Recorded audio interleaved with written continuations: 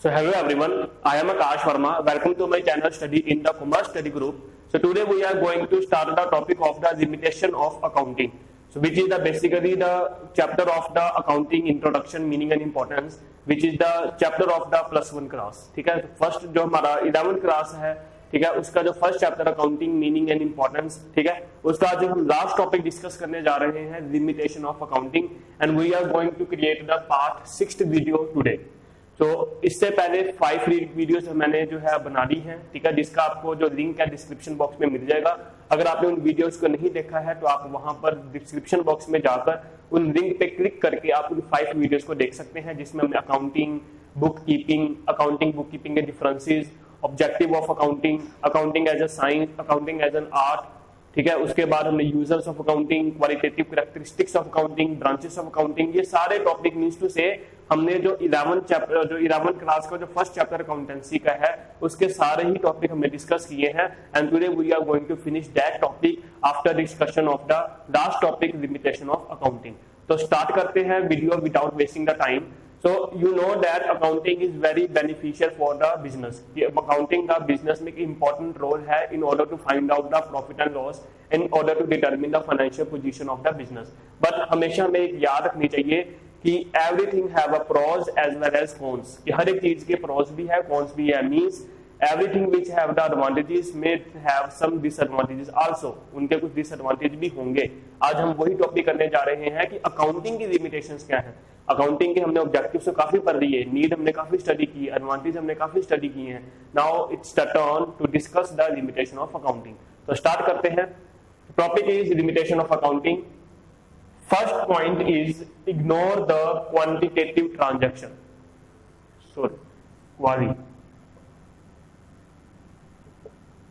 Ignore qualitative transaction. Qualitative आपको पता ही है कि हमने जब अकाउंटिंग का किया था फर्स्ट पॉइंट बुक कीपिंग, उसमें हमने डिस्कस किया था accounting is concern with only that event that can be expressed in the monetary terms. ठीक है, लाइक आपने गुड्स परचेज की, गुड्स सेल की, सैलरी पे की, कमीशन रिसीव की, बैंक में पैसे आपने डिपॉजिट करवाए, you withdraw the money from the bank. ठीक है, ये सभी इवेंट जो है वो मॉनेटरी टर्म से रिलेटेड है. तो अकाउंटिंग इन इवेंट को तो रिकॉर्ड कर देगा, लेकिन जहां पर क्वालिटीज आ जाती हैं which can not be expressed in the monetary terms, like efficiency of management, जिसको हम मॉनेटरी टर्म्स में एक्सप्रेस नहीं कर सकते.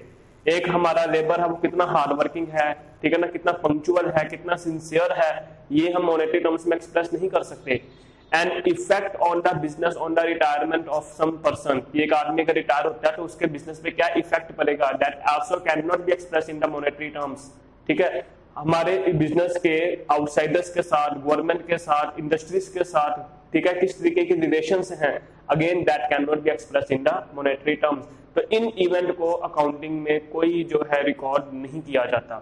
लेकिन एक बात सोच के बताइए, क्या क्या जो मैंने अभी तक 4 चीजें बताई हैं, like efficiency of management, effect on the business on the retirement of some member, hard working labour force, their punctuality, their sincerity, good industrial relations, क्या ये हमारे बिजनेस के लिए मायने नहीं है? ऑफ कोर्स यस, ये हमारे बिजनेस के लिए उतने ही इंपॉर्टेंट है जितनी की क्वांटिटेटिव टर्म्स इंपॉर्टेंट है. जितना कि हम लोगों ने बिजनेस में स्टार्ट किया था कैपिटल इतनी इंपॉर्टेंट है, जितने की हमारे बिजनेस के एसेट्स और जो है प्रॉपर्टीज वो इंपॉर्टेंट है, उतने ही ये क्वालिटेटिव इवेंट भी हमारे बिजनेस के लिए मायने रखते हैं. बट अकाउंटिंग इन इवेंट को टोटली क्या करता है, इग्नोर करता है. अकाउंटिंग इन इवेंट को कंसीडर ही नहीं करता.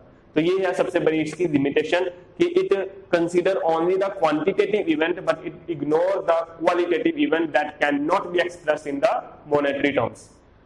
Second limitation is deal with the overall profitability. Now what is overall profitability? आपको मैं एक एग्जांपल देता हूँ. फॉर एग्जांपल आप लोग कई बार इजी डे गए होंगे या डी मार्ट गए होंगे या किसी भी बड़े शोरूम में गए होंगे. ठीक है, लाइक डी मार्ट की एग्जांपल देते हैं. फॉर एग्जांपल डी मार्ट के 4 फ्लोर्स हैं. ठीक है, ग्राउंड फ्लोर में वो जनरल स्टोर का बिजनेस चाहे सारा का सारा, जिसमें आटा दाल या करके खाने पीने की चीजें जो है उसमें वो डीलिंग है. जो फर्स्ट फ्लोर है, ठीक है, ग्राउंड फ्लोर के ऊपर जो फर्स्ट फ्लोर है वहां पे जो है वो सिर्फ और सिर्फ गारमेंट्स की डीलिंग हो रही है. अगर हम आगे ऊपर सेकंड फ्लोर पे जाए तो वहां पे क्रॉकरी का बिजनेस है. ठीक है, क्रॉकरी की डीलिंग हो रही है. और जो 4th फ्लोर है उसमें बाकी एसेंशियल आइटम बाकी जितनी भी होंगी, लाइक ब्लैंकेट्स हो गए, चादरें हो गई, स्टेशनरी का सामान हो गया या इसके अलावा भी कुछ और शूज हो गए, उन सब में डील करता है. अकाउंटिंग हमें डीमार्ट का प्रॉफिट बताएगा, लेकिन वो प्रॉफिट होगा ओवरऑल, मतलब पूरे बिजनेस का प्रॉफिट। एक डिपार्टमेंट का प्रॉफिट क्या है, एक यूनिट का प्रॉफिट क्या है, एक सेक्शन का प्रॉफिट क्या है, प्रोडक्ट वाइज प्रॉफिट क्या है, वो हमें अकाउंटिंग डिटेल में नहीं बताता। This is the main limitation of accounting, कि ये हमें बिजनेस का ओवरऑल प्रॉफिट तो बता देगा, लेकिन फॉर एग्जांपल बिजनेस में मेरे चार प्रोडक्ट हैं ए बी सी डी, पूरे बिजनेस में करने के बाद मेरे ABCD सारा बिजनेस सारा प्रोडक्ट बनाए, मैंने उसको सेल किया, उसके बाद मेरे को क्या प्रॉफिट है क्या लॉस है वो तो मुझे अकाउंटिंग बता देगा, लेकिन A प्रोडक्ट का, B प्रोडक्ट का, C प्रोडक्ट का या D प्रोडक्ट का सेपरेटली प्रॉफिट जो है वो हमें अकाउंटिंग नहीं बताता। ठीक है, अब हो सकता है कि A प्रोडक्ट हमारा लॉस में हो और C प्रोडक्ट या D प्रोडक्ट हमारे काफी ज्यादा प्रॉफिट में हो, लेकिन ये तो हमें सिर्फ ओवरऑल प्रॉफिट के बारे में बताएगा। इससे क्या होगा, हम किसी डिपार्टमेंट की इनएफिशिएंसीज को जो है वो हम जज नहीं कर पाएंगे, हम उसको पिन पॉइंट नहीं कर पाएंगे। ठीक है, तो ये भी एक इसकी बड़ी लिमिटेशन है। ठीक है, कि अगर डिपार्टमेंट वाइज अगर हमने प्रॉफिट निकालना है तो हमें कुछ और ही टेक्निक यूज करनी पड़ेगी। Accounting does not provide any information regarding department wise information, unit wise information, product wise information, section wise information. Like school की बात करें, स्कूल की अगर हम +1 की बात करते हैं तो +1 में 4 स्ट्रीम्स हैं, आर्ट्स है, कॉमर्स है, मेडिकल है, नॉन मेडिकल है। Accounting provide the complete information about the profit और loss after the on the running of the +1 class. It does not provide the information about the section wise information, कि non medical में कितना profit loss हुआ है, medical में कितना profit loss है, commerce या आर्ट्स में कितना प्रॉफिट या कितना लॉस है। ठीक है, तो ये हमें जो है वो इंफॉर्मेशन अगेन ये नहीं बताता, तो अगेन ये क्या इसकी एक लिमिटेशन है। नेक्स्ट पॉइंट बात करते हैं, no information about cost. Cost आपको पता ही खर्चा, बिजनेस में हम जब भी करते हैं तो बिजनेस में खर्चे तो होंगे, लेकिन देखिए कॉस्ट एक टाइप की नहीं होती। There are different type of cost. Fix cost है, वेरिएबल कॉस्ट है, डायरेक्ट कॉस्ट है, इनडायरेक्ट कॉस्ट है, एक्सप्लिसिट कॉस्ट है, इम्प्लिसिट कॉस्ट है। ठीक है ना, अकाउंटिंग मुझे सिर्फ और सिर्फ टोटल एक्सपेंस के बारे में बताएगा कि हमने बिजनेस में टोटल कितने एक्सपेंस किए हैं। अगर मेरे को एक प्रोडक्ट की कॉस्ट निकालनी है, एक यूनिट की कॉस्ट निकालनी है, या एक सेक्शन की कॉस्ट निकालनी है, या डिपार्टमेंट की कॉस्ट निकालनी है, तो वो हम अकाउंटिंग में नहीं निकाल पाते। तो accounting provide the information regarding the total expense, but it fails to provide the complete information regarding the cost, per unit cost, product wise cost, ठीक है, section wise cost, department wise cost is can not be determined from the accounting information. Accounting information से इन सब चीजों को जो है calculate नहीं किया जा सकता। अब एक यहाँ पे एक बड़ा ही इंपॉर्टेंट पॉइंट है, किसी भी बिजनेस में अगर किसी ने अपना प्रॉफिट इंक्रीज करना है तो उसके सामने दो ही रास्ते हैं, या तो वो अपनी सेल इंक्रीज करे या तो अपनी कॉस्ट कम करे। फॉर एग्जांपल हम लोग फैमिली से हैं, हम कहते हैं इस बार हमने फैमिली में खर्चा जो है वो अपना इनकम बढ़ानी है। इनकम बढ़ाने के जो दो ही रास्ते हैं, या तो हम अपनी कोई ना कोई जॉब ढूंढे नहीं जिससे हमारी इनकम थोड़ी बढ़ जाए, या जो खर्चा करते हैं फालतू का उसको थोड़ा कम करें, है ना। ये दो ही रास्ते है ना। तो मेन देखिए, अगर बिजनेस की बात करें, सेल बढ़ाना हमारे हाथों में नहीं है। हमने प्रोडक्ट तो बना लिया, एडवर्टाइजमेंट तो कर दी है, अब वो पब्लिक के रिस्पॉन्स के ऊपर डिपेंड करता है कि सेल होगी कि नहीं होगी। लेकिन बात अगर हम करें कॉस्ट की, तो कॉस्ट को हम काफी हद तक कंट्रोल कर सकते हैं, कुछ ऐसे मेजर से लगा सकते हैं जिससे कॉस्ट कंट्रोल हो सकती है। लेकिन जब हम लोगों को कॉस्ट के बारे में इंफॉर्मेशन ही नहीं है तो हम कॉस्ट को कंट्रोल भी कैसे करेंगे। तो अगला पॉइंट हमारा जो आता है, देखिए फिफ्थ पॉइंट, पहले मैं आपको फिफ्थ पॉइंट डिस्कस करवा देता हूं, not helpful in cost control, कि जब हम लोगों को कॉस्ट के बारे में इंफॉर्मेशन ही नहीं मिली तो कॉस्ट का कंट्रोल हम कैसे कर पाएंगे। ठीक है, तो ये भी एक फाइनेंशियल अकाउंटिंग का एक लिमिटेशन ही है कि it does not provide information about the cost on the basis of which cost can not be controlled. हम there is no method which is used in order to find out the cost and in order to control the cost। ठीक है, control करना cost को तो हमें accounting उसके बारे में कोई इंफॉर्मेशन नहीं बताता, एंड कंट्रोल करना कॉस्ट को मैनेजमेंट का एक बड़ा ही इंपॉर्टेंट टास्क है। ठीक है ना, हमारा एक बड़ा ही इंपॉर्टेंट जो है वो स्टेप है, हमारा एक बड़ा ही इंपॉर्टेंट ऑब्जेक्टिव है, but accounting fails to provide that information about cost and does not provide any information how to control the cost. So next point is, तो फिफ्थ पॉइंट हमने डिस्कस कर दिया इसके साथ ही लिंक करके। Next point is based on historical data. Historical data means past event. जैसे मैंने आपको बताया था कि अकाउंटिंग में we started accounting from 1 April till 31 मार्च, और 31 मार्च को हम अपना प्रॉफिट या लॉस कैलकुलेट करते हैं। ठीक है, तो इसका मतलब है क्या, जो हम लोगों ने पास्ट इवेंट जो हुए हैं उसी के बेस पे हम प्रॉफिट कैलकुलेट कर रहे हैं। मींस एक बात बताइए कि जो पास्ट इवेंट के बेस पे आपने प्रॉफिट कैलकुलेट किया है, क्या उसके बेस पे फ्यूचर में डिसीजन लेना सही होगा कि जो चीजें पास्ट में हुई थी क्या वो फ्यूचर में होंगी? क्या आप ये श्योरली कह सकते हो? No, we are not certain about the future because uncertainties always arise in the future which may happen और मे नॉट हैपन। तो पास्ट इवेंट में रिपीट और may not repeat in the future. Past event हो भी सकती है, नहीं भी हो सकती। तो जो हिस्टोरिकल डाटा के बेस पे जो हमने रिजल्ट निकाला है वो हमारे बिजनेस में पास्ट इवेंट के बारे में तो डाटा दे रहा है, but it does not provide any information regarding the future. It does not help to take decision regarding the future कि फ्यूचर प्रोस्पेक्टस क्या होगा पास्ट इवेंट को देखकर। अब जैसे फॉर एग्जांपल देखिए, क्या कोई कह सकता था कि 2020 में 200 होंगे? नहीं कह सकते, क्योंकि 2019 के बेस पे 2020 का हम कभी भी हम जज कर ही नहीं सकते थे, क्योंकि 2020 में सबको पता है कि जो वायरस आया है, कोरोना वायरस जो आया है, उसके कारण पूरे ही इकोनॉमी जो है वो डाउन जा चुकी है। अगर हम 2019 के बेस पे ये डिसीजन लेते हैं कि इस बार भी 2020 का प्रॉफिट भी हमारा हाई ही होगा, तो वो तो थ्योरी गलत हो गई यहाँ पर। बिकॉज पास्ट है, पास्ट रिपीट हो भी सकता है, हिस्ट्री में रिपीट और मे नॉट रिपीट इटसेल्फ, ठीक है ना। हम ये बात हमेशा कहते हैं कि हिस्ट्री है, इतिहास रिपीट कर भी सकता है अपने आप को, नहीं भी कर सकता, ठीक है ना। तो ये तो सर्कमस्टांसेस पे डिपेंड करता है।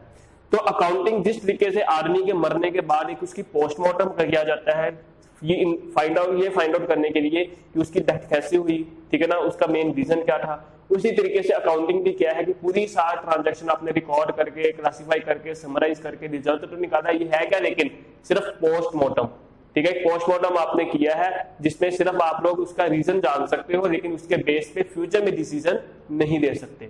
एक बड़ी एग्जांपल मैं आपको अच्छी सी एग्जांपल देता हूँ। 1 अप्रैल को मान लीजिए कि आपने एक एसेट खरीदा था, वो आपने खरीदा था 10 लाख का। 31 मार्च को भी आप उसको 10 लाख पे शो कर रहे हो। क्या ये पॉसिबल है कि वो जो 10 लाख का आपने एक साल पहले एसेट खरीदा था, उस एसेट की वैल्यू चेंज ना हुई हो? क्या ये पॉसिबल है? नहीं।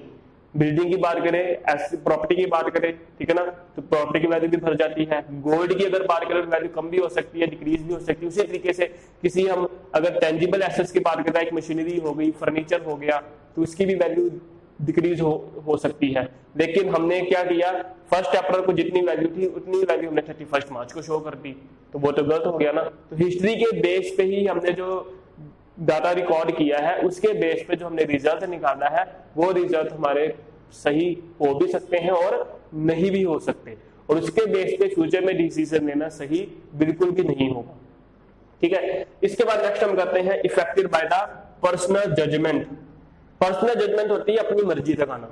देखिए कई बार क्या होता है कि अकाउंटिंग में हमने किसी चीज की ट्रीटमेंट करनी है, लाइक फॉर हम बात करते हैं डेप्रिसिएशन की। अब डेप्रिसिएशन आपको पता है कि डेप्रिसिएशन का मतलब होता है कि एसेट की वैल्यू कम होना, ठीक है ना। एसेट को जैसे जैसे यूज करते जाएंगे वैसे वैसे एसेट की वैल्यू कम होती जाएगी, दैट इज कॉल्ड डेप्रिसिएशन। अब डेप्रिसिएशन लगी कितनी है? फॉर एग्जांपल मैं आपको एग्जांपल देता हूं, आप लोगों ने एक एक्टिवा खरीदी, आपने एक्टिवा को 6 महीने यूज किया, आपने उसको चलाया। अब आप क्या उसकी बता सकते हो कि उसकी डेप्रिसिएशन 6 महीने में कितनी लगी है, ठीक है ना? तो नहीं बता सकते, एग्जैक्ट वैल्यू हम नहीं फाइंड आउट कर सकते। तो किया क्या गया है, बेसिकली काफी मेथड दिए गए हैं डेप्रिसिएशन की वैल्यू को कैलकुलेट करने के लिए। स्ट्रेट लाइन मेथड है, डिमिनिशिंग बैलेंस मेथड है, सिंकिंग फंड मेथड है, इंस्टॉलमेंट्स मेथड है, इंश्योरेंस पॉलिसी मेथड है। ये काफी सारे मेथड है डेप्रिसिएशन की वैल्यू को अगर फाइंड आउट करना है। लेकिन यहाँ पे क्या आ जाती है, अकाउंटेंट की अपनी मर्जी आ जाती है कि अकाउंटेंट चाहे तो कोई भी मेथड जो है वो यूज कर सकता है। That is called personal judgement, कि वो अपने जजमेंट के हिसाब से कोई भी मेथड जो है वो यूज कर सकता है किसी अकाउंटिंग ट्रीटमेंट को करने के लिए, जिससे हो सकता है कि अकाउंटिंग का डाटा जो है वो इफेक्ट हो। फॉर एग्जांपल अगर बात करें 2 बिजनेस की, एक बिजनेस के अकाउंटेंट ने कोई एक मेथड यूज किया, लेकिन दूसरे बिजनेस के अकाउंटेंट ने कोई दूसरा मेथड यूज किया सेम ट्रीटमेंट करने के लिए, तो क्या आप दोनों के हम अकाउंटिंग को कंपैरिजन कर सकते हैं? नहीं कर सकते। क्यों? क्योंकि दोनों का बेस ही सेम नहीं है। That is called affected by the personal judgment। उसी तरीके से फॉर एग्जांपल हमने स्टॉक की कैलकुलेशन करनी है, स्टॉक की कैलकुलेशन कॉस्ट प्राइस पे कर सकते हैं, मार्केट प्राइस पे कर सकते हैं, एवरेज प्राइस पे कर सकते हैं, फीफो मेथड है, लीफो मेथड है, first in first out, last in first out, काफी सारे मेथड्स इस तरीके से। अब कौन सा मेथड यूज किया जाए, that depend upon the accountant at that time. वो डिपेंड करता है अकाउंटेंट के ऊपर कि वो उस टाइम पे कौन सा मेथड यूज करेगा, और उस मेथड को यूज करते समय उसकी पर्सनल जजमेंट वहां पर आएगी, जिसके कारण अकाउंटिंग का जो डाटा है वो इफेक्ट किसी ना किसी तरीके से जरूर होगा, ठीक है। तो इसलिए हम कहते हैं कि अकाउंटिंग का जो है वो बेसिकली पर्सनल जजमेंट के कारण इफेक्ट होती है, ठीक है। और last point, ignore price level changes. तो प्राइस लेवल चेंजेस का मतलब यही है कि जो एसेट आपने 2 साल पहले रिकॉर्ड किया, ठीक है। आज उस एसेट की वैल्यू हो सकता है बढ़ भी गई होगी, क्योंकि आपको पता है इन्फ्लेशन, महंगाई, प्राइस कभी भी सेम नहीं रहते। प्राइस कभी किसी चीज के बढ़ भी जाते हैं, लेकिन कभी किसी चीज के कम भी हो जाते हैं। लेकिन हमने अकाउंटिंग में हमेशा कॉस्ट के बेस पे डाटा जो है ट्रांजैक्शन रिकॉर्ड करनी है।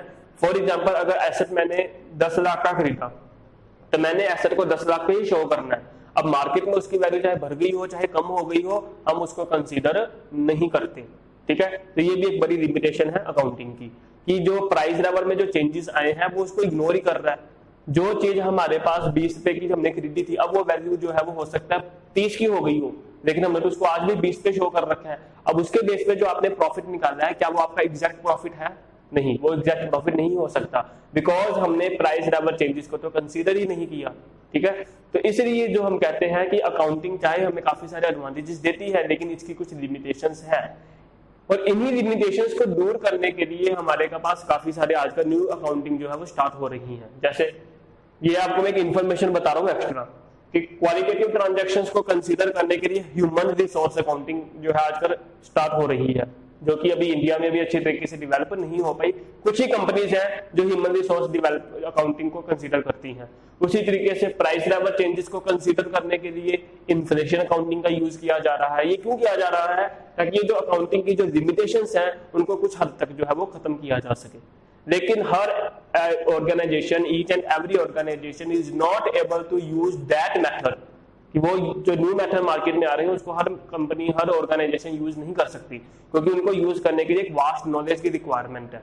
और यहाँ पे नॉलेज की रिक्वायरमेंट होने के लिए ट्रेनिंग चाहिए, ठीक है ना, सेमिनार्स होने चाहिए, जो नहीं हो पाते।